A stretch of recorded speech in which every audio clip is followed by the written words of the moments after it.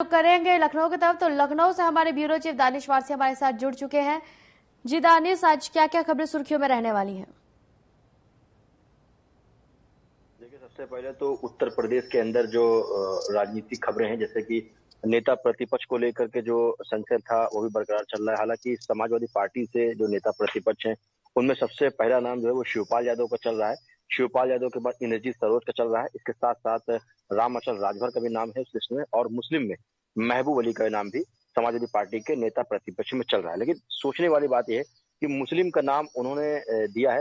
हालांकि महबूब अली मुस्लिम जरूर है, लेकिन मुस्लिम चेहरा मुझे नहीं लगता समाजवादी पार्टी कर पाएगी, क्योंकि जिस तरीके से लोकसभा में केवल 4 प्रत्याशियों का मुस्लिम टिकट दिया गया था, उससे एक बात तो साफ हो रही है कि समाजवादी पार्टी मुस्लिमों का वोट तो लेना चाहती है, लेकिन मुस्लिमों को बराबर का हक नहीं देना चाहती है।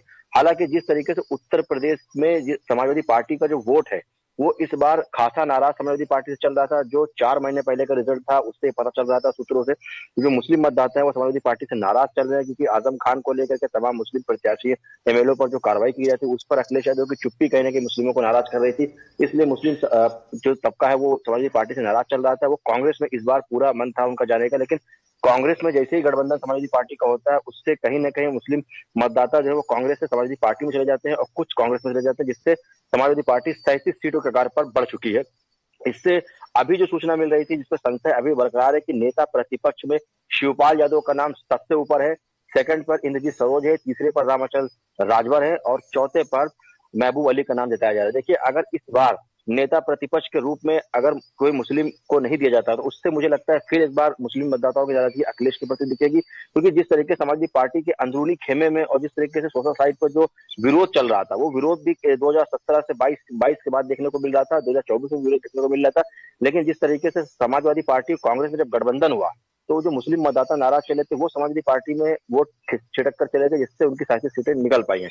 तो ये भी देखने वाली बात होगी कि अखिलेश यादव केवल मुस्लिमों का वोट लेना चाहते हैं या उनके साथ साथ नेता प्रतिपक्ष में जो नाम चल रहा है महबूब अली उनको उसमें बिठाएंगे या फिर शिवपाल यादव को नेता प्रतिपक्ष बनाएंगे। दूसरी बात, अखिलेश यादव की एक कल जो प्रेस कॉन्फ्रेंस हुई थी उसमें अखिलेश यादव ने जो जिलाधिकारी हैं कुछ डीएम को उन्होंने चेताया है, मैं कह सकता हूँ धमकी भी दी एक प्रकार की। उन्होंने कहा है कि कुछ जिलाधिकारियों की कार्यभार को याद रखा जाएगा, भूला नहीं जाएगा। जैसे कि अलीगढ़, बांसगांव और फर्रुखाबाद के डीएम पर अखिलेश यादव ने तंज कसा है कि इन्होंने हमारे प्रत्याशियों को हराने का पूरा प्रयास किया। अगली बार जब विधानसभा चुनाव होगा तो लाखों वोटों की गिनती से हमारे प्रत्याशी जीतेंगे। ये कहीं ना कहीं डीएम को चेतावनी दी गई है कि जब उनकी सरकार बदलेगी या सत्ता में आएंगे तो उनसे डीएम से जरूर इस चीज का हिसाब लेंगे। इसके साथ साथ बांसगांव से जो प्रत्याशी हैं उन्होंने जिला मजिस्ट्रेट को एक पत्र दिया है कि निर्वाचन आयोग के माध्यम से एक पत्र दिया गया है कि जो वीवीपैट की पर्ची उनसे फिर से काउंटिंग करी जाए। ये भी एक कहीं ना कहीं सवाल खड़ा हुआ है। अब अगर बात कर लेते हैं उत्तर प्रदेश के अंदर मौसम विभाग की, तो हीट वेव का जो असर है वो अभी मौसम विभाग की तरफ से अभी कुछ दिन चलेगा और काफी ज्यादा मैं कह सकता हूँ संभावनाएं रहेंगी गर्मी की, जिससे बचने की संभावना है।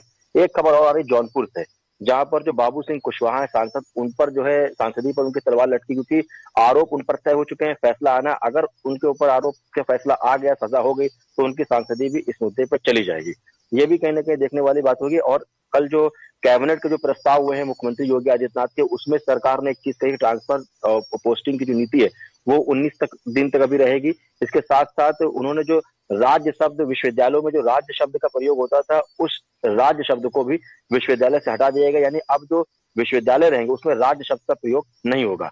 तो ये कहीं ना कहीं अपने बड़े में फैक्टर खबरी, लेकिन देखने वाली बात यह है कि नेता प्रतिपक्ष में अखिलेश यादव शिवपाल यादव को चुनते हैं जो उनके परिवार के हैं, चाचा है, या फिर किसी मुस्लिम को चुनते हैं। जी।